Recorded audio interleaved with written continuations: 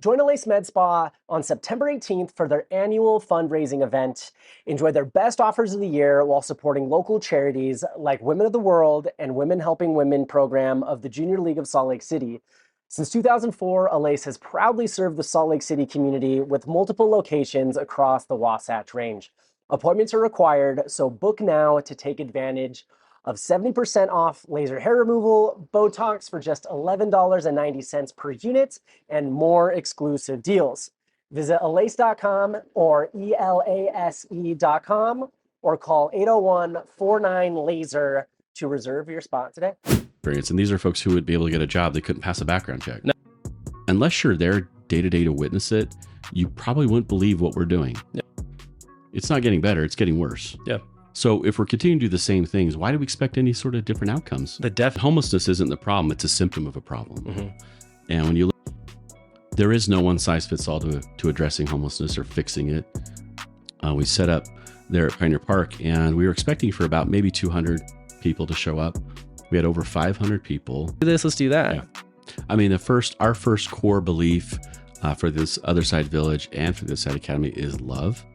What is up, everybody, and welcome back to another episode of the Small Lake City Podcast. I'm your host, Eric Nilsson, and when it comes to the issues that Salt Lake is facing, there's one that people agree that is an issue that isn't getting any better and doesn't feel like there's a great solution in sight to help solving it, and that problem is homelessness.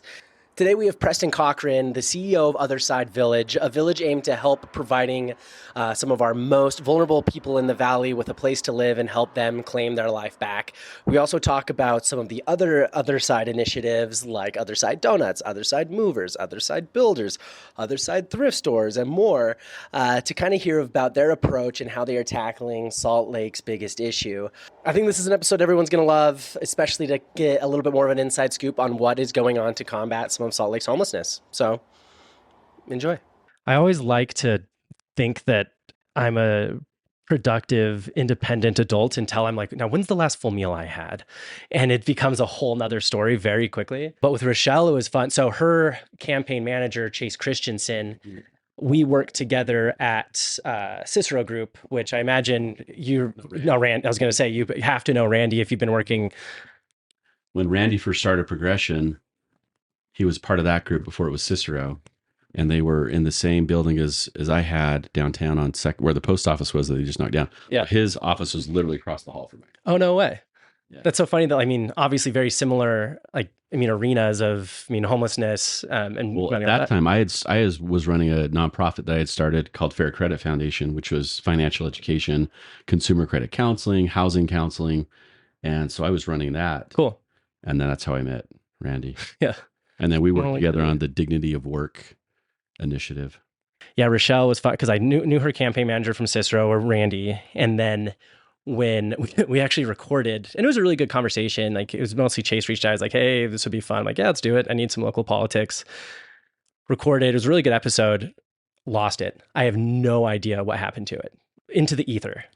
And so I'm like, shit. But then I was like, I texted her one day, I was like, hey, Rochelle, so my bad. I can't find this. I have the video, but not the audio. And it sounds terrible, just the video. And she's like, so it sounds like we need to re-record. I'm like, that's going to be the best way to do that. And so we were literally sitting like right here. And I was like, so should we address this? Should we not? She's like, address what? I'm like, cool, let's go.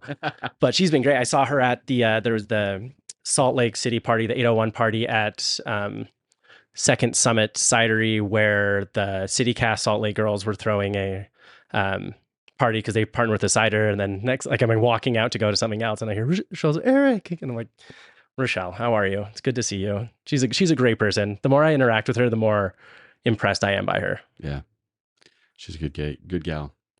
One question for you before we get started is, I know you joined Other Side about a year, like last June. A year and a half. Yeah, almost just over a year. And kind of talk about that. I was involved in the kind of conception of it when I was working at Valley Behavioral, and then they approached me and said, we need someone to run this, and you're the guy. You're like, okay, sounds good. Okay. Yeah, but everything, I'll get into that, but yeah. And so remind me how Other Side is it all under the same kind of like umbrella company or corporation, or are they all separate? So the Other Side Foundation, it's a nonprofit, 501c3, okay, which has the Other Side Academy and the Other Side Village. So we're rolled up under the same 501c3 nonprofit.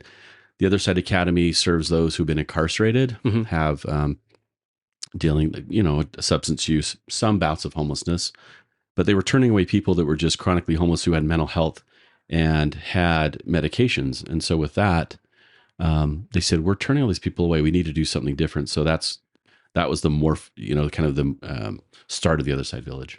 Okay, cool. And then with like Other Side Movers and Other Side Donuts, and that's a whole separate part. So we have social enterprises, and I'll get into that in terms of the way our funding model works is ideally we want to be self-sufficient, self-sustaining. So rather than go back to the well and go back to the same donors every year and go to federal and state grants, is we have social enterprise businesses, those where our students work and our residents can work as part of their therapy.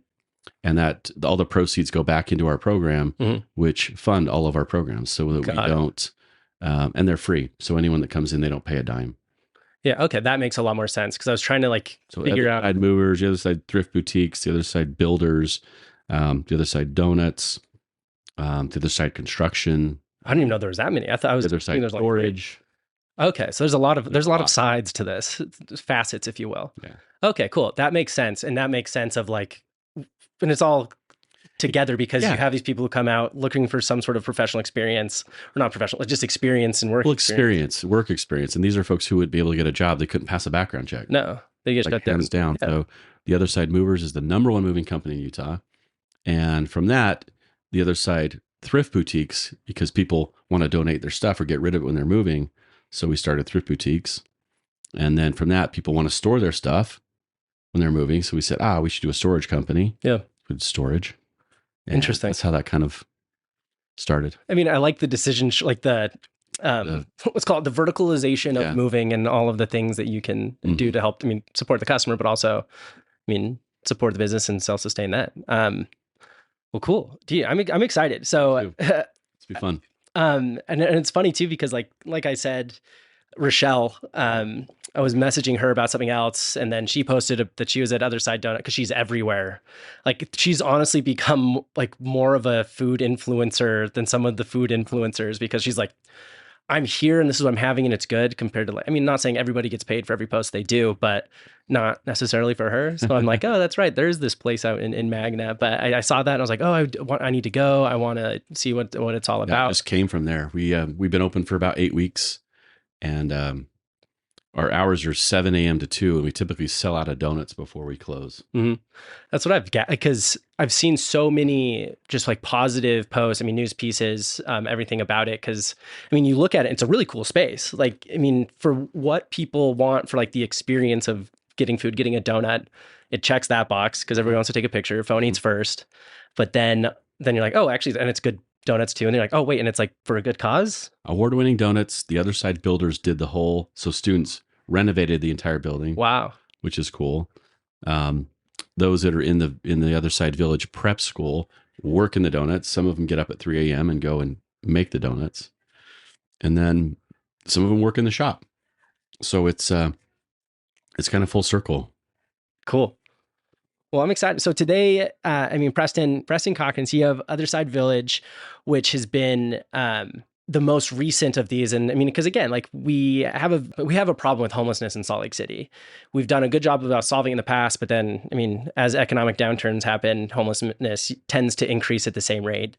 And it's frustrating sometimes to see how slow, the city government can do, and how much they rely on, the private sector and other nonprofit organizations to fill that void. And I know that there's been a lot of excitement around Other Side Village and everything that goes into that. So excited to hear more about it, selfishly because I'm curious, but I know that it's something that a lot of people are passionate about, of finding these solutions, because they're problems and no one has a great solution that we've seen.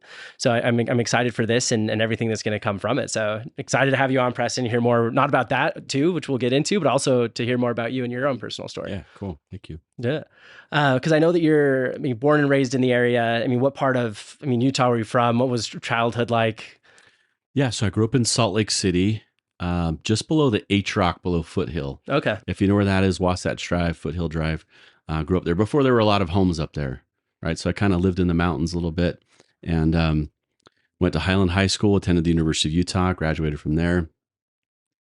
And I spent a lot of my time, so my dad He worked for the state of Utah, but he also was a professional organist. Oh, cool. And My mom loves to play the organ. It's been her, like, I don't want to say elderly hobby, but her later in life hobby. we had an organ in our house, very loud. We also had drums, which was part of a band that my dad played in. So I learned to play the drums, still play them today. And anyway, he was the organist for the Salt Lake Gulls baseball team, the organist for the Golden Eagles hockey team, and the organist for the Utah Jazz. Wow. So I literally spent a lot of my early childhood and teenage years going to every game. Got to meet so many players and just see the whole kind of city evolve into that. So the whole Stockton and Malone years and all that, like that was my childhood. That's amazing. I've always, because I went to jazz games a lot. I mean, in the 90s, because my dad was good friends with Mark Eaton. Mm-hmm. And Mark would always text me like, hey, I have seats, not going to use them if you want them. They were pretty good seats. I think they're like fifth or sixth row, like on one of the sides. But anyway, and I remember I was there once, and because they play the organ, obviously. And then I was like, I don't know, I remember this so vividly, but I was like, who's playing this? Like, there has to be an organ playing. And my sister was kind of like, you idiot, like, it's a recording, there's no way. But then I found out later that it was someone playing the organ, so I was like, I knew it. And I've always wanted to know who it was, and now I know. Yeah, he was the original organist, did that for about 8 or 9 years. And so I literally grew up at the Salt Palace. Dirksfield was what it used to be called, Smith Ballpark today, which is moving, unfortunately. But so many great memories of that growing up, and still a huge fan of the Bees and the Jazz and the Utah Hockey Club now. And Yeah. it's it's just fun to see, and still, and I having grown up here, obviously ski, and have loved living in Salt Lake City. Yeah. Can't beat it. Yeah. You look at the skylines completely changed, downtown will continue to evolve and change, with the new announcements of what's happening there at the entertainment district and, the ballpark district and everything else that, goes with that. So it's interesting to watch. Part of the challenge though too is housing, right? Affordable housing. And, Yeah. Every time I talk about affordable housing, people say, well, gosh, I don't know where my kids are going to live. And I say that same thing now. Like my kids couldn't afford the first home I bought in Sugar House today. Yeah. There's no way. No way at all. And like I recently bought a place in March, just over in Marmalade District, and my mom has always helped like her kids with house stuff. And it's just something we can do together. And like, I'm older than my siblings were when they got their first home. But it was funny because we were driving around the avenues looking at a couple of places, and she's like, oh, like that's the first house like me and your dad bought. I was like, oh, how much did you pay for it? She's like, $50,000. And I was like, that's comical. You couldn't buy that place for $500,000 now. And a lot of these home price issues, like, even me, I'm a working professional that works at a tech startup. Like I'm very much like semi normal when it comes to like the demographic that would be purchasing a home. And everybody I talk to is like, this is ridiculous. I can't afford a house. I never thought I would be able to say that, even like the bottom of the market. And that's with people who are like doing fairly well or like top quartile financially. And then you look at the other people all below you and they're like, wait, if I can't do this, then what's going on with the rest of the people? And thankfully, like there's things that more or less can be done, but anything politically, especially right now, we're in a gridlock, nothing can really be done. No one can agree. It's all been very divisive. And so it's fallen upon the shoulders of, other people, especially in the private sector. Especially when I had, Ashley Atkinson on with the Perpetual Housing Fund and coming with a solution that way. With Other Side and everything they're doing to provide another solution the other way, it really has taken on a different role of people and sectors to come together to say, hey, like we can't wait. People are suffering. Like we need to come together. And I know that's what a lot of your wanting to do and what a lot of your historical professional experience has gravitated you towards. What was your motivating factor to focus on a lot of these problems or solutions or areas that might not be, at least at surface level, the most financially rewarding, but again, helping people and wanting to be part of solving those solutions? Yeah. So my career, everything that's led up to where I am now, I've worked in financial services. I've worked in nonprofits. I've worked in government. I've worked in healthcare. I've worked in mental health. I've worked in homelessness.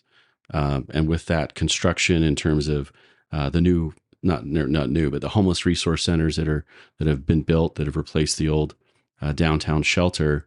And having been involved with that and Operation Rio Grande, it's all led me to where I'm at now. And so I really have kind of this unique perspective of being able to see different things and blend those together in a way of where we're at with the Other Side Village. And just thankful to be a part of it. When you look at the Other Side Academy and their success that they've had working with students, and the average student at the Other Side Academy has been arrested 25.6 times. And to see the success that they have of graduates coming out drug-free, crime-free, and employed, and comparing that to other, nothing bad about treatment programs, but comparing the success rate of that to other 30, 60, 90-day treatment programs, we blow it out of the water. Yeah. And so taking that same approach of a therapeutic community, working with that population, and then transforming it, or taking some similar approaches with different nuances for the village, for working with those individuals who have experienced chronic homelessness, unsheltered homelessness, living on the street, and living in what we call a peer-led democratic therapeutic community, is, unless you're there day to day to witness it, you probably wouldn't believe what we're doing. Yeah. I see people's lives transform in literally months. For someone that's living in an encampment or on the street or in a shelter, a resource center, treatment program, halfway house, group home. Part of being homeless is a catastrophic loss of family. And our approach, our community, the connection that they make, the family that they feel, this becomes their new family. And they regain that sense of trust. They're unlearning old ways that they had living on the street. And they feel like they have a purpose again. They're not invisible anymore. And a lot of times when I talk to groups, first question I'll ask is, how many of you think the problem of homelessness is getting better in our city? Just take the capital city, Salt Lake. It could be Cedar City. It could be St. George. It could be Ogden. It could be Provo. Every hand, it's not getting better. It's getting worse. Yeah.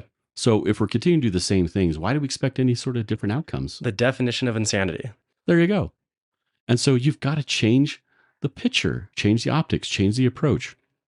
And that's what we've done with the Other Side Village, is to take what we've learned with the Other Side Academy and model that into individuals who've experienced homelessness. And what we're finding, and again, the Other Side Village has been in existence for about 2 years. It started as a day program. It's now a residential interim housing program. We have what's called our village preparatory school. And that's an interim housing program where we literally take people off the street. They've got to be sober. They've got to be willing to follow the house rules, the community rules, but they play a part in the community. They have expectations. They have responsibilities. They've got chores. Yeah. And as they do that, they start to find themselves. And our whole ultimate goal is to help them become the best version of themselves through whole person change. Yeah. And the other kind of secret sauce or unique approach that we have is we have coaches. Our coaches, some of them are graduates of the Other Side Academy. All of them have experienced homelessness for most of their life. So to have them walk beside another person and say, look, you know what, Eric, I've been there. I know exactly what you're going through. I know what that's like to live under the viaduct. I know what it's like to steal food. I know what it's like to dig through a garbage can. For them to be able to help that individual, that's the magic.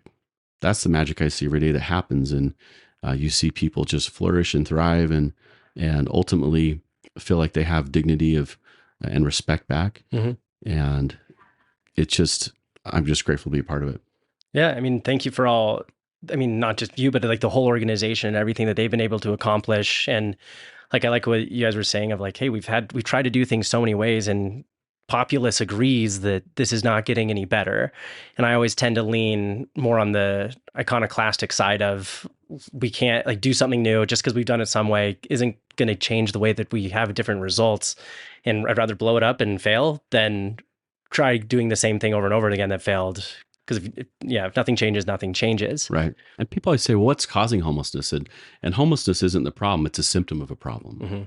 And when you look at the dependency, there's this kind of umbrella cause of homelessness. So dependencies can vary. There's government handouts. There's victimhood. There's addictive behaviors to substances. There's an unhealthy relationships, but the overarching theme is the same, and that is something bigger is keeping them stuck in the vortex of being homeless. And I remember a certain individual who was on the street, and he used the word vortex. Hmm. And he said, I just feel like I'm spinning in this vortex and I can't get out. And the longer I'm on the street, the deeper I get. And there's all sorts of resources, but you know what? I really need someone to just pull me out and help me to get off drugs, get me the mental health that I need, and connect me with individuals who know what I'm dealing with. Yeah. And there is no one size fits all to addressing homelessness or fixing it. We feel like this is a different approach, doing something different. And ultimately, when the village is up and running, we're in phase 1 of construction right now. We've got homes that are ready, that are built, waiting to be placed when the land is ready, and folks will be moving in. Could be as early as by the end of this year. Wow, that's huge. And I mean, it's interesting too, because so many people often look down at the homeless population and say, "Oh, like, well, you're here because of drugs. You're here because of like." They're always trying to be put in a box and explain why it's happening. And nothing's ever that binary. Nothing's ever that simple. And with a lot of these people, and I think if even just like zooming out to a way that a lot of people could maybe apply it to their own life is. So in Western culture, we have a very interesting definition of karma. We say, oh, you do bad things going to happen to you. But in reality, karma is if you do the same things, you're going to have the same outcome and you're going to be stuck in this cycle until you learn to break it. And so for homelessness, it's, oh, I'm stuck in this life. I'm stuck in these ways. I'm stuck in these patterns. I don't have the power to pull myself out of it. I need help. I need someone to get me in a right place. It's not going to be easy, but I need to do it. And like similarly with most people, I mean, if you're living a life that you're not happy by, engaged with, feel fulfilled with, then something has to change or else you're going to feel that way forever.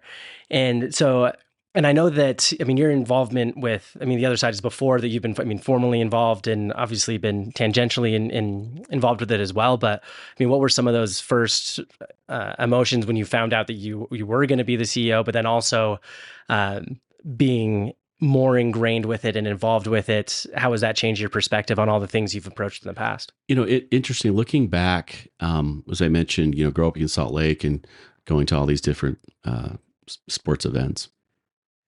I remember seeing but seeing individuals on the street outside the baseball field, outside the Salt Palace, which was before the Delta Center where they used to play games, and just seeing individuals who are homeless and not really paying a whole lot of attention to it, but looking back thinking, this has been going on for years and years and years, to where I am today, to be able to have a part in it and to be able to say, you know what, let's fix this. Like, how can we take what we know and look at the solutions? Because homeless can happen to anyone. Yeah. And once you're homeless, you're living in constant survival mode. I mean, if you can imagine, all of a sudden you're homeless. Where are you going to get your next meal? Now you got to take all your possessions with you. Where are you going to shower? Where are you going to, all the little things that we take for granted, you don't know when that can happen to anyone. We had an outreach event 2 weeks ago down at Pioneer Park, and we partnered with Traeger Grills. They were super gracious to provide all the food and beverages, and we set up there at Pioneer Park, and we were expecting for about maybe 200 people to show up.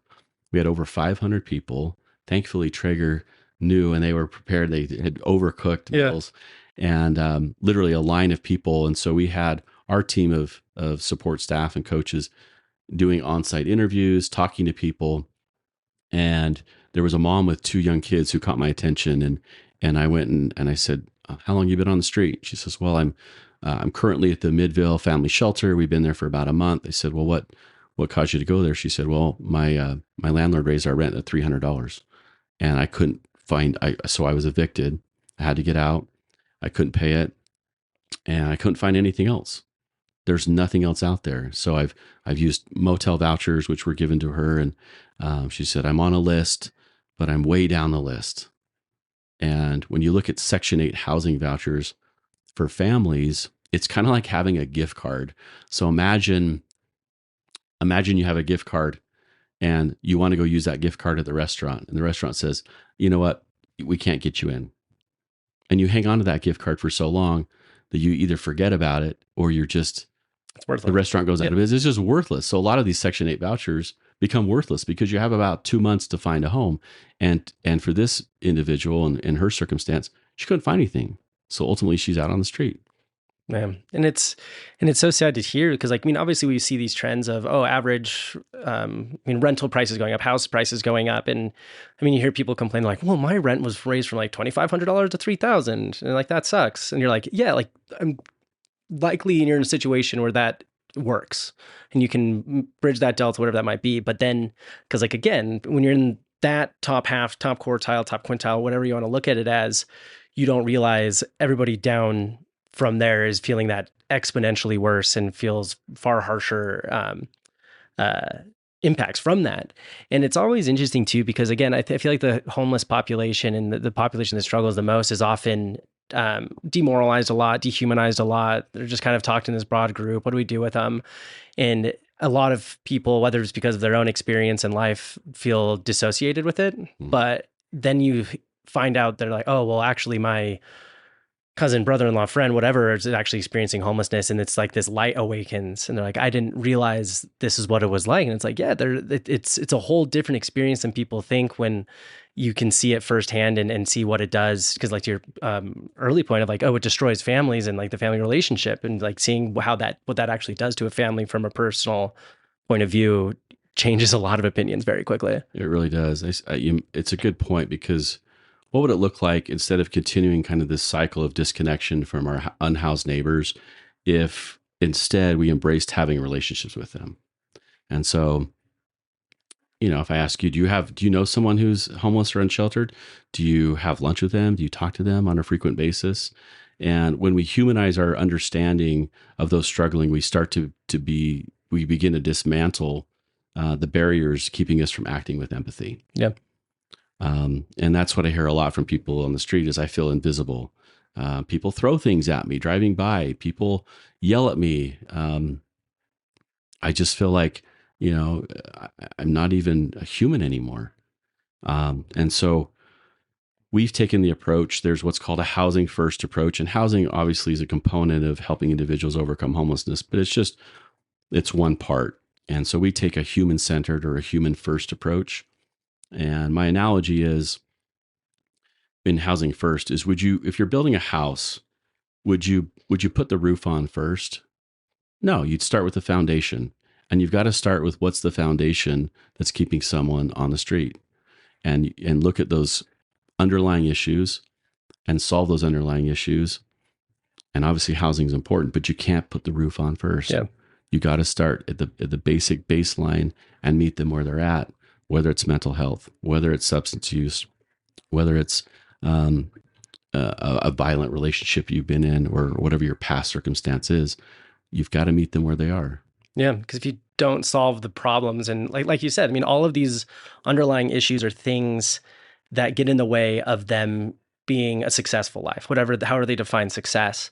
And if you don't say that, you're like, okay, here's a apartment, here's a place, go in it, like, they're going to likely end up in the same situation. And my mom and my stepdad did an inner city mission at, I can't think of the name. It's not Roadhouse, obviously, but it's one of the kind of like church-owned buildings and kind of like the word they have there. But it was interesting to see her kind of perspective start to change as she saw these issues and saw like, oh, you can't just give someone a home and think like that was the only thing missing in their life that's going to get them to where they want to go. But instead, you do have to look on this one-on-one basis, individual stories. But then I also love that they're dealing with someone who has experienced what they have.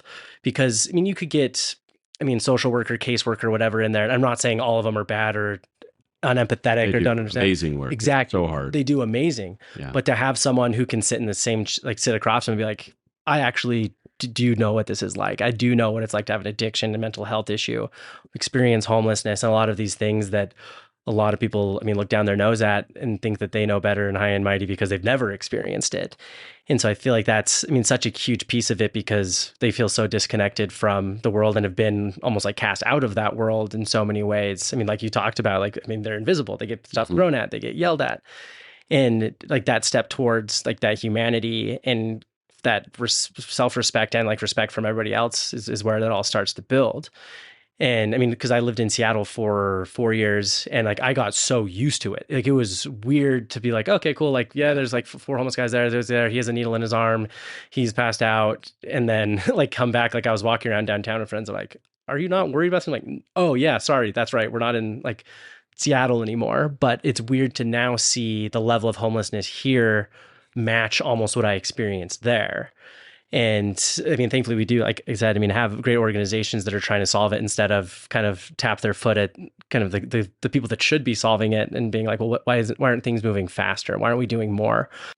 Yeah. So our model prioritizes social enterprises and self-sustainability from a business, but also a nonprofit or as a nonprofit organization. All of our programs, and I hate to call them programs, but they're free. So if someone was interested in the Other Side Academy, they may hear about it in jail. Their parole officer may tell them about it. A family member may tell them about it, and say, "Have you thought about applying for the Other Side Academy?" So they can write a letter. We'll have staff from the Other Side Academy go out and interview them in jail or prison and see if, in lieu of their sentence, that they could be accepted into the Other Side Village, or excuse me, Other Side Academy. And that's a 30-month program. So it's a long program. Wow. And individuals that go there, it's a residential program for both male and female. And part of their therapy, part of their journey, part of their recovery, transformation is to learn how to work. And a lot of them have never held down or had a job. And so part of it is our social enterprise approach. Those social enterprises, the proceeds from those go back into the programs. When students graduate, they can stay longer and participate in a match program. So where every dollar they save, we match it, and those funds can be used to help them pay off debt or get into a home or apartment, maybe buy a car. We just opened 8 weeks ago the Other Side Donuts. And what we realized in creating social enterprises is that individuals who may have physical and mental health disabilities, they may not be able to, the environment of a moving company or a thrift boutique may not be the best for that individual. So we really customize and come up with what we feel are enterprises, micro enterprises that can provide a job, provide dignity of work, provide purpose, provide a wage for individuals when they reach that point. And so the Other Side Donuts, and it's been we've got a store on Redwood Road, 760 South Redwood Road, which is unlike any probably donut shop you've been to or seen before. It's all based on dreams, and we got input from our individuals of what those stores would look like. Make your dreams come true. And we've got 42 different flavors of donuts. Wow. And that menu continues to grow. And we've got individuals who wake up early and go make donuts. And for some individuals, we've got one who's just graduated from our prep school. He's been there for about 8 months. And 2 days ago, I said to him, in his report to the community of what he's learned, he said, the analogy he used was, I feel like I was in a train wreck and now I'm on the Orient Express. Wow. And I thought, that's a really good analogy. You're like, wow, we need to use that. Here's someone living in an encampment who has been using, who has some past with mental health and things like that. And now here he is thriving in an environment, probably never saw himself working in a donut shop or having anything to do with that 8 months ago. And here he is today, helping lead that team. No, it's amazing to see people see that. I mean, just reward of their own efforts because they have to do their own work of pulling themselves out of their situation, but to have an organization that can give them those opportunities and all the tools to do so. And I mean, just to have someone like that, again, go from waking up in an encampment, not knowing what the next day would look like, to like, oh, I have a job that I enjoy with people that I see. And work in a great place. I mean, that'll transform someone's life regardless of who it is. And I love that you're providing those experiences and not only just providing them, but finding new ways to do it. Because I mean, like you talked about, the Other Side Donut Shop was completely renovated by Other Side builders. And so you have this almost like slowly self-sustaining ecosystem of ways that you can generate money to help put it back in the top of the funnel, to help people in their situations, to help give them the tools they need to. And so it's nice to see that can scale and just continues to evolve from what it is. So I'm excited for what else is to come as well. But I know that obviously your role is mostly focused on, Other Side Builders and the projects that are going on right now and getting a lot of traction. Yeah, the social enterprises really are a vital training ground. It's almost like a mini internship. And for folks that are going through that, they look back and say, that was the best part of me being able to transform and become the person I am today. I didn't know I had that in me. And so the Other Side Builders is a social enterprise of the Other Side Academy. So even though we're all part of the same family, there are some separations. So my role as CEO of the Other Side Village is to oversee the daily operations. Tim Stay, who's our CEO of the Other Side Foundation, he's really involved with the overall construction. We have a lot of construction projects going on with the village. We also have a campus in Denver, and that campus is growing. And we get cities from all over the country that say, "Gosh, we need another Side Academy. We need another Side Village here in our community, in our city." And we're happy to share. We share best practices. We share essentially an open playbook of what we've done, what works, and we're not shy to share that. We're kind of an open book when it comes to that, and so we have people that are studying and looking at our processes and how those work. We partner with a lot of different community organizations in terms of referrals, because we can't be everything to everyone. Yeah. We require you to be sober and to live in a sober community. We require you to follow rules. We can't accept individuals who have passed with sexual offenses or being on the registry, or have a past with being an arson, and that's based on a safety for the community. Mm-hmm. And so for that, we help connect those individuals with other resources. Yeah, and it's nice too because again, you can't just give them a house and be like, all right, here's the keys, good luck. I think this will all work out. But even just to have to go from living in homelessness or a situation where there's so much flux and again, being in survival mode all the time. I think I actually just got done watching a season of Alone, Mm-hmm. and I was watching it and I watched it too. When I was watching it, I was like, okay, yeah, first, obviously you got to get water. Then you got to figure out food. Then you got to get shelter, blah, blah, blah. Start fishing, get your start nets out fishing. there. Exactly. And then as you were talking about, it's literally surviving. It literally, they wake up, I have to find water. I have to find food. Where am I going to stay tonight? There's, Can I eat these berries? Yeah. It's going to kill me. Exactly. And it does take a process, because again, if you just prioritize building your house, you're probably not going to be hydrated or fed and be able to succeed. And it's similarly, if you don't have this good foundation, and I think it's a good starting place to have of saying hey, you have, here are the rules. This is the first foundation of this proverbial house we're building. And we have to have order, we have to have rules, we have to have accountability and reliability. And if that can't be met, then I'm sorry, you can't impact the community that way. Yeah, you use two key words in you said accountability, and then before you said pull themselves up. Two vital beliefs in our community, and to pull someone up. So we say, pull them up. What does that mean? What does it mean to pull someone up? Well, if I see you doing something that's clearly a violation of our community, it could be, you know what? Eric, you left your glass of water there and you didn't take it to the dishwasher. I'm going to pull you up and say, we don't do that here. That's a pull up. And it's nothing harsh. It's just we're holding each other accountable. Yeah. And we have a saying called 200% accountability. So when I'm accountable for you and you're accountable, I'm accountable for myself. And if I see something and I don't report that to the community, then I'm putting the community at risk. And for some people, that's a hard lesson to learn, but they learn that concept. Yeah. And it's such a huge one to understand of I am responsible for my space, and then they have an impact on me. And just, again, to understand this is a system. This isn't just, one person alone, and learning that your decisions not only impact you, but everyone around you. Yeah. We also have another belief, each one teach one. So when A teaches B, A gets better. Yeah. When I teach you something, I get better. But now you've learned it too. So here, that's kind of the beauty of having a coach. Coach is teaching you something, and then you're going to pass that on to someone else. Yeah.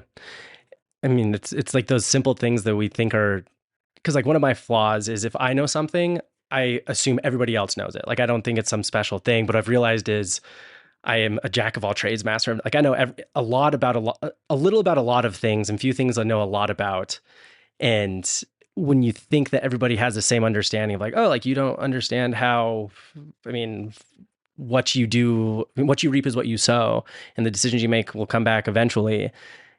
But we learn lessons at different ways and paces. I mean, the same way you're like, oh, like I don't, someone has to learn how to be like accountable and reliable and um, support their own community and help people get to where they want to go. Like, yeah, like that's something that people have to learn and grow and be part of that development.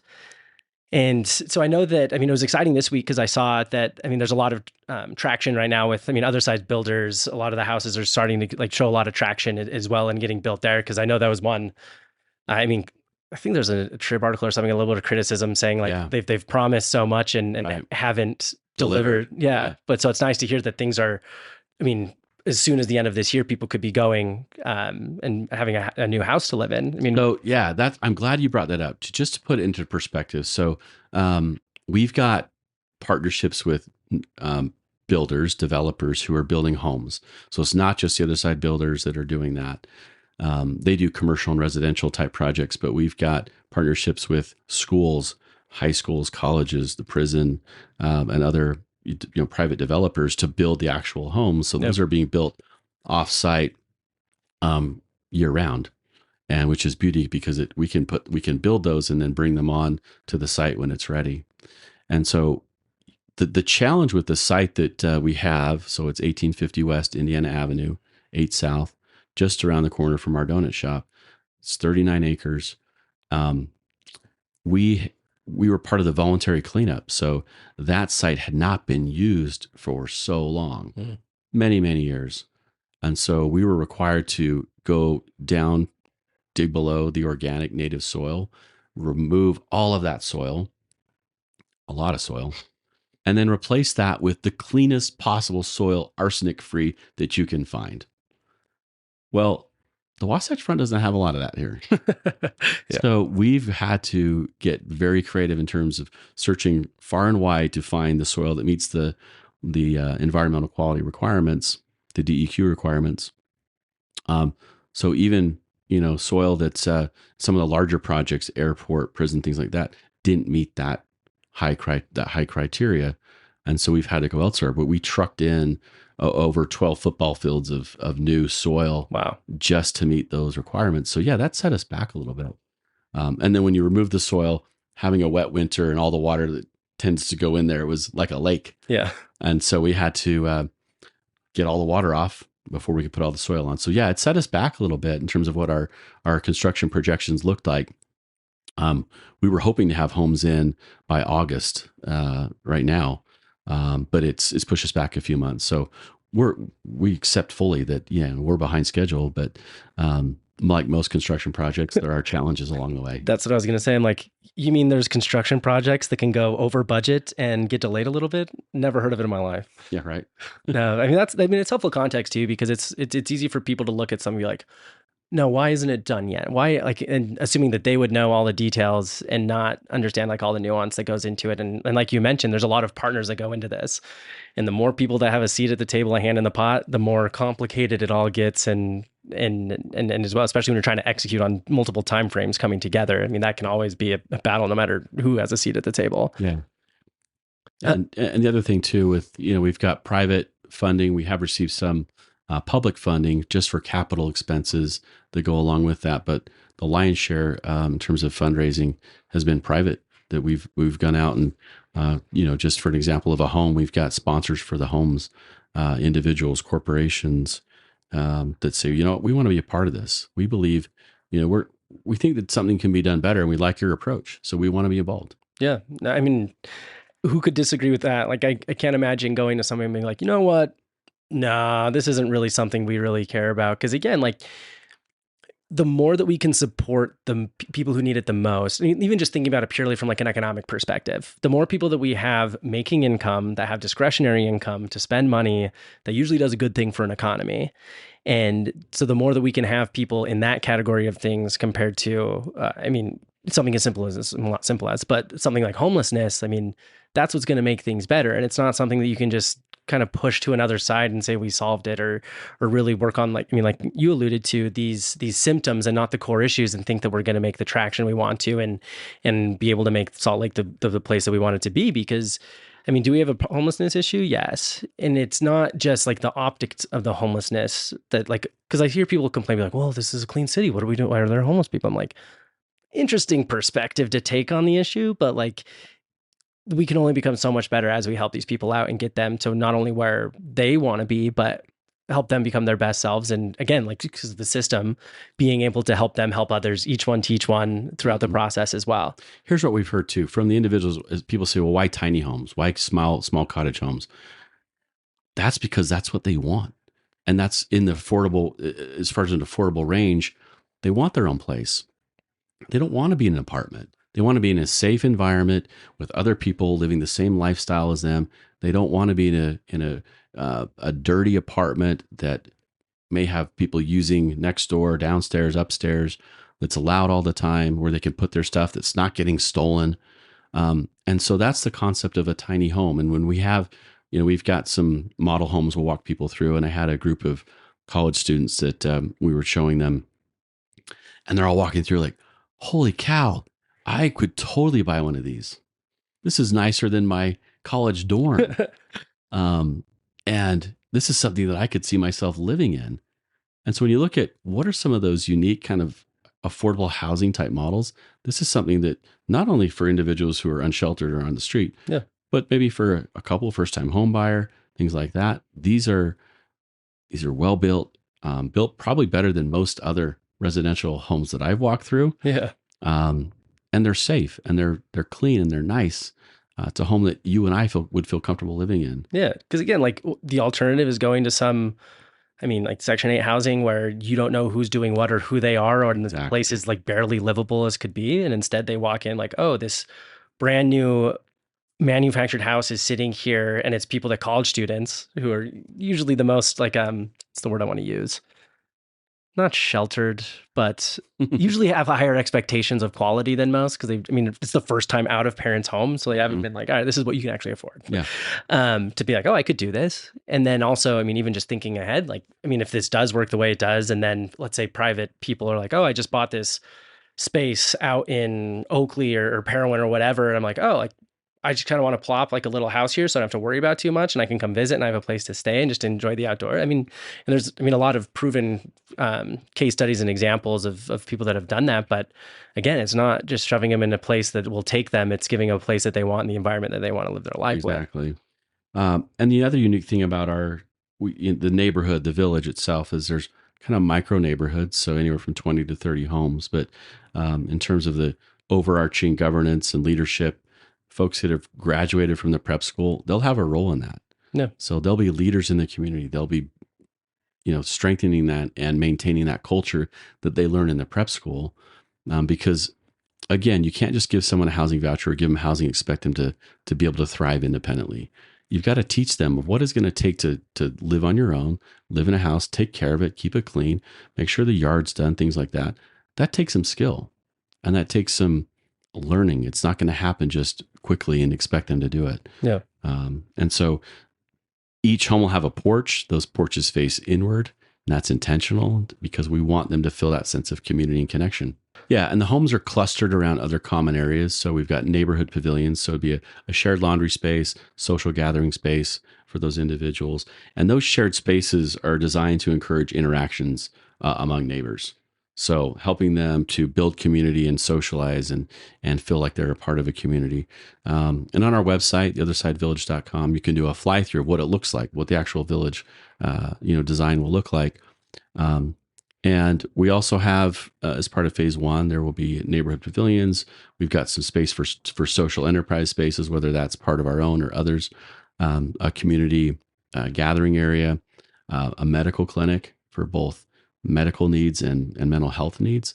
So a lot of on-site supportive services Yeah. will be there. Yeah. Because again, like even something as simple as people are like, oh yeah, we'll give them Medicare, Medicaid, whatever. They're like, well, how are they going to get there? How is it going to, like, there's so many other like logistical things that people don't think about. They just think, oh, is this cost being taken care of? Cool, moving on. But having that, again, all of they need in a place to be part of that community is huge in building all of that. Yeah. The other thing as part of phase one is a community inn. And again, social enterprise, a community inn will be 21 unique style micro homes, tiny homes, all different, all, come from, and we've searched far and wide as far as what would be cool from nightly rentals. So general public, the village itself is a gated community, so secure gated community, but the front is open to the public. So you've got this community in space that will also provide jobs for people living there. So anything from housekeeping to reservations to guest relations, all the things that you would to manage a hotel. Yeah. And so it sounds like there's a lot of really good plans in the future for not just Other Side builders, but everything else that goes into it. And I know, I mean, a lot of these things are donuts have only been around for 8 weeks. I mean, the Other Side builders, I mean, that's only been a project that's been in motion for a couple of years. I mean, looking forward to a lot of these, both social and other enterprises to help, build this a system and process into a more scaled and more impactful state. I mean, what does the future look like for everybody? Yeah, I mean, what's cool about the Other Side Donuts too is so the Other Side Donuts has been in operation for just over a year. So we've been delivering donuts to different businesses and things like that, selling them online. But now we've got a retail shop so people can stop by there, and it's in Poplar Grove. And what's cool about it is there's just nothing like that in that community. And so you've got I was there this morning and I saw a family come in and said, we love coming here. We come here almost every other day. We needed something like this. And, to man the shifts and the hours, we've actually hired a couple people that live in the area too, just to make sure we have coverage until we've got the village up and running. So it's provided some employment opportunities, but the whole theme of the store is dreams, making your dreams come true, and we believe that we are making a lot of dreams come true. Yeah, I mean, there's no better place to be in than making people's, like, I can't imagine someone who makes people's dreams come true every day and be like, oh, today kind of sucked. Like I helped someone like reach their long-term goal they never thought they were going to. Right. When you drive by the Other Side Academy, there on First South and 667 East, it's just, you've got the old Armstrong Mansion on the corner, which is part of the Other Side Academy campus. But in front, just to the east of that building, is a white building. It's a housing for students. But there's a bridge in front, and it's behind the gate. And so if you go see it, people say, well, what's the bridge? Well, if you look at the bridge, the Other Side Academy's logo is a bridge. The Other Side Village is a lighthouse. But it's called it's a ceremony. It's a bridge crossing. So when someone comes in and they get accepted into that community, they make certain promises and commitments to that community that they're going to uphold and upkeep. So they go from one side to the other side, and they cross that bridge. And that's what that's there for, is that kind of ceremonial aspect for someone to make that commitment and demonstrate it to their peers of, look, I'm in this, I got your back, and I hope you have mine. Yeah. I love that there's not only just, obviously being there, but to have some sort of ceremony and say, hey, like, welcome, come join, you agree to this. And great things. And if you had just gone through, you'd be on the other side of the bridge that's talking to me, if I'm the newest person there, walking me over and welcoming me across to this new way of life. Yeah. Because again, it has to be this community aspect, because so many of the solutions have been, oh, here's money, do whatever. You're like, okay, well, here's vouchers, here's coupons, here's whatever. It's like, there needs to be so much more, because that's like one of the biggest pet peeves I have with the way we've tried to handle problems a lot of ways, and not just saying in government or in social assistance or anything, but a lot of people think like, oh, do you just need money? Like, here's money. You're like, well, no, yes, but no, but yes. But there's like so much more that needs to happen. Like, we need the right people to help work on this. We need the right, resources. And it's not always just a blank check or a huge check to make like dreams come true. And again, it like creates this system of them helping each other in a way that they can't. Because again, like I can't imagine the experience of someone who's been experiencing homelessness, finally gets to a place where they can have someone, and you feel like you're being greeted by the people who are the ones like casting you out of the society, or not feel like it's one of their own. But to have someone's like, yeah, like I crossed this bridge last week, last month, last year. I'm now someone who wants to help people, still part of this community, like come join. I mean, that's such a easier entry into that life than just saying like, okay, cool, like let's throw you here, let's do this, let's do that. Yeah. I mean, our first core belief for this Other Side Village and for this Side Academy is love. Humans are designed to be loved and to give love. And that's what I hear a lot every day is I feel love. I feel like for the first time in a long time, I feel like someone cares and loves me. And I feel like I can give love to them too, which it's been missing for a long time. You know, if you're living on the street, living in survival mode, living like you're just, living hour to hour, minute to minute, meal to meal, that's really hard to keep that going. And so there's a lot of health needs, a lot of mental health needs. And so connecting them to the right services, the right providers, making sure that, if someone comes in on, and they've got medications, making sure they understand and educating them of what are those medications doing for you? Have you asked your prescriber, why am I on this? Yeah. Because sometimes what we've noticed is they might just be on a medication because that was something that maybe stabilized them, but wasn't necessarily the right medication. Yeah. And so we had one individual who had 18 different medications, now down to 6. And he's like, I feel like a different person. I never questioned it before. Yeah. It's like that simple of things where it's like a doctor who's, I mean, let's put it this way, the bell curve exists everywhere, even in medicine. And to have someone's like, oh, cool, we just need to tranquilize you to be submissive, whatever that might be, whether it's in a prison situation, whatever. But like, then you're like, oh, wait, no, we actually need you to be a human again. Or like, this is what this is all doing to, again, I think there's this theme of diagnosing and fixing the core outside of just looking at the symptoms and saying, yeah, cool, we can solve these things. You're homeless, here's a home. You're whatever that Band-Aid solution might be. And so it's fun to see that there's actual principles that go towards success and have the empirical data to say this does work as a motivating factor. And I mean, as you said, like there's so many other cities and communities that are like, hey, like, hold on, like help us. Mm-hmm. And to have a situation where it's like, yeah, like here's the playbook. I mean, let's chat, let's talk. I want this to be successful is the way that community works and the way that Salt Lake by nature, I mean, Deseret, we are the industrious people who want to help and support and grow. And there's so much collaboration across all the different avenues of this place that I've experienced. And it's something that's still so core to our bones. Yeah. So our staff, we've got, our director of recruitment, who's amazing. And he's out in the parks, he's in the encampments, he's in the shelters, resource center, he's all over the place, meeting with individuals and finding, are they ready? Are you ready to make a change? Because they've got to be committed to it. Mm-hmm. And in most cases, it takes them at just hitting the very bottom. Like, I am tired of living this way.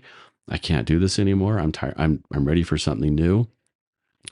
But to make that jump and getting them to do that, what better than someone that's been down that before to say, you know what? I know what you're feeling. I've been there and you can do it. I've done it. I think you can do it too. And let me take your hand and help you get to that next step. Yeah. And then they take them to a place where it's more people who have done this before and are ready to support them. And they feel like, okay, here I am. Here's my tribe. Yeah. And all of a sudden, like this hopelessness, you start to feel a little bit of hope again. A lot of times people say, well, you just need to criminalize homelessness. Oh, is that the answer? Yeah. So we're just going to throw them in jail? Like we're going to like just give them fines? That'll help. Yeah. No. And who's paying for that? Yeah. Us. Taxpayers. Plain and simple. A lot of times people say, what does an average day look like as someone who is participating in their journey at the prep school? So the prep school, again, is the gateway to the village. So anyone that's going to be moving and living in the village has to go through our immersion prep school program. It's a residential program. Again, it's transitional, but they live there. They're paired with a coach. Many just come with the clothes and backpack with whatever they have. And we help get them clothing. We help get them connected with whatever services that they can qualify for, Medicare, Medicaid, things like that, food stamps. And then obviously the peer component. So an average day would look like you're getting up, you're having breakfast together, you're going to have a group community meeting with everyone, and you're going to talk about things that come up in the community. We have what's called resolutions, which is conflict resolution. If I have a problem with someone and someone's doing something, I'm going to call them out on it. You know what, Eric? Yesterday we were outside and I saw you were drinking a Coke and you threw that Coke can on the ground and you didn't pick it up. We don't do that here. We want to make sure we have a safe, beautiful community. So next time, make sure you clean up your stuff. And your response is going to be what? Okay. Yeah. You're not going to give me some excuse. You're not going to come up with, well, I did this or it wasn't me or lie, because there's a common saying at the academy that snitches get stitches, and on the street that's not the case at all. You're not going to get stitches. You're going to be pulled up and you're going to be loved and helped, and that's the accountability piece. Yeah. And so group dynamics, group meetings, life skills training. We'll do anything from art therapy to music therapy to yoga to cooking together. There's something that's beautiful about cooking a meal together. Mm-hmm. So we have individuals who are responsible for maintaining the kitchen. They get their food handler's permit. They are responsible for the menu, the shopping, the meal preparation, the cleanup. But when you're having a meal together, that's when a lot of these conversations happen, and that's where they start to build trust with one another. And so after that, we have what's called social enterprise time. So it can be anywhere from 2 to 4 hours where they spend time in a social enterprise. It could be working in donuts. It could be in one of our other social enterprise businesses. And we continue to think about and build new businesses along the way. And then dinner. And then there'll usually be a nighttime activity with the group. But we also have fun. We do things that typically they may have never done. Go to sporting events, amusement parks. We'll have barbecues. I remember we took the Utah Jazz was gracious enough to donate some tickets to us. We took people who had never been to a sporting event in their life, Wow. a professional sporting event. Yeah. It was fun to watch for me having grown up in that. Exactly. You're so used to it. And to have someone go the first time, be like, whoa, I haven't seen this many people in a place. I wish we could all experience that for the first time, and being able to provide that for people. That's amazing. And we took them to Christmas on Temple Square. They were able to hear the choir on Temple Square sing in the conference center. And one of the individuals, I said, "What'd you think?" He said, "I felt like I was in heaven," because he'd never experienced that live before. Yeah. And that's a really cool thing to see. And you see them change. You see their countenance change. And that's part of the beauty that I get to see is when they first start to 2-3 months down the road, you see it in their face. You see this kind of light come back, return, and you know that they're making progress. It's visually, you can see it. Yeah. I mean, it's got to be so amazing because there's so many things that people do that you don't get the whole feedback cycle. You can do something for someone, you can consult, you can do a service, whatever, but you really never get to hear how everything went, how it was impacted, blah, blah, blah. But being able to work in a place where I see this guy 3 months later and he has so much more color in his face. He's smiling. He makes friends and they're like joking around and having fun. You're like, all right, someone has found a community, has a life, has hope, has some sort of joy compared to where am I going to find my next meal? Where am I going to stay? Is this person safe or not? This person just threw something at me. To go from such a strong negative to such a strong positive community. I mean, and just seeing that change has got to make it all worth it. Yeah. From survival mode to thriving. It's a joy to watch. It's a joy to be a part of. And, we're doing great things. The other side is doing great things, helping a lot of people. When you look at the outcomes, obviously you want to look at the success of it. The Academy has amazing outcomes, drug-free, crime-free, employed, over 80%. And if you complete the program and you maybe stay another year, over 90%, where from a recidivism standpoint, that's unheard of. Yeah.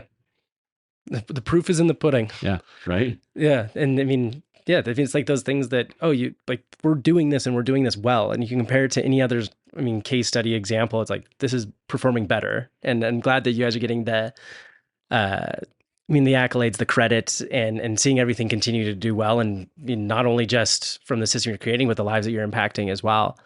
Yeah, we have literally, we've got law enforcement agencies, we've got government officials from all over the country. coming to visit and witness firsthand what we're doing to see what they can take back and learn from us. We do some different conferences where we bring people in internationally.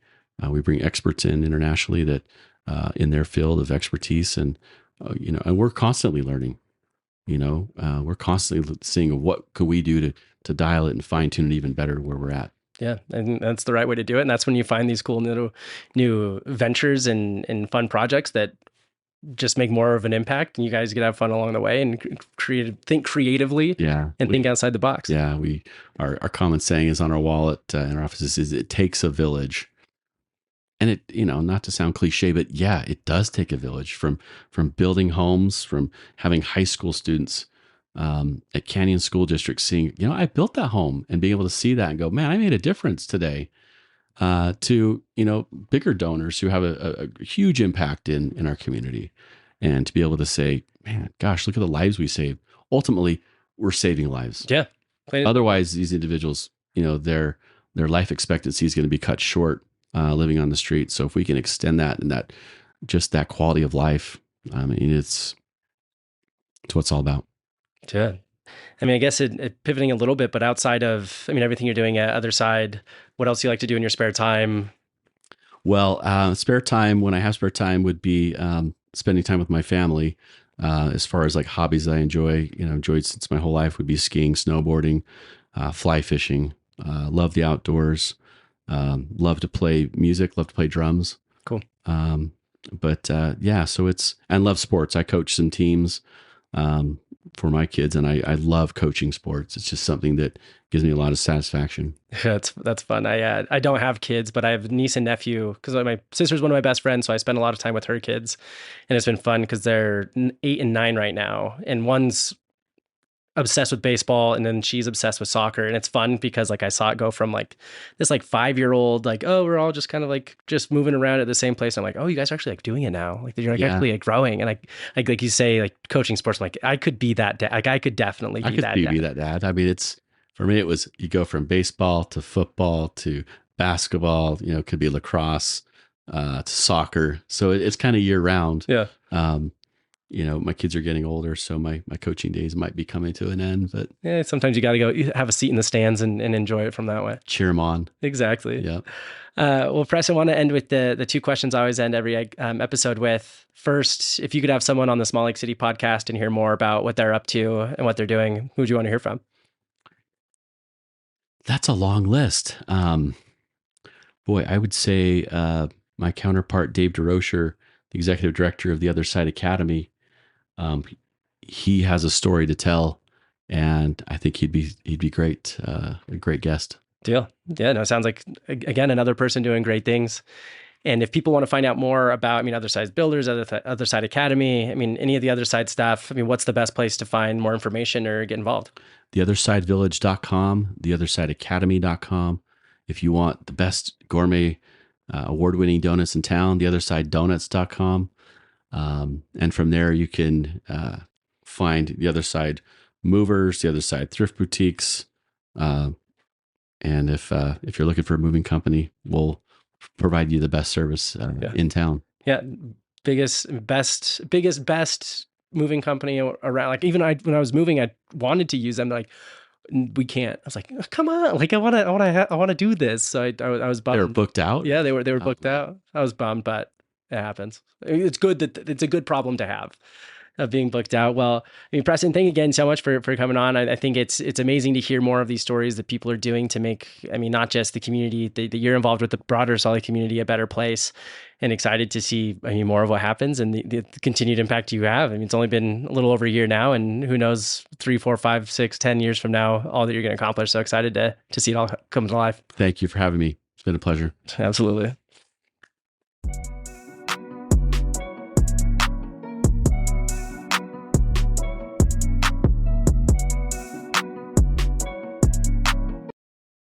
Thank you so much for listening to this week's episode of Small Lake City Podcast.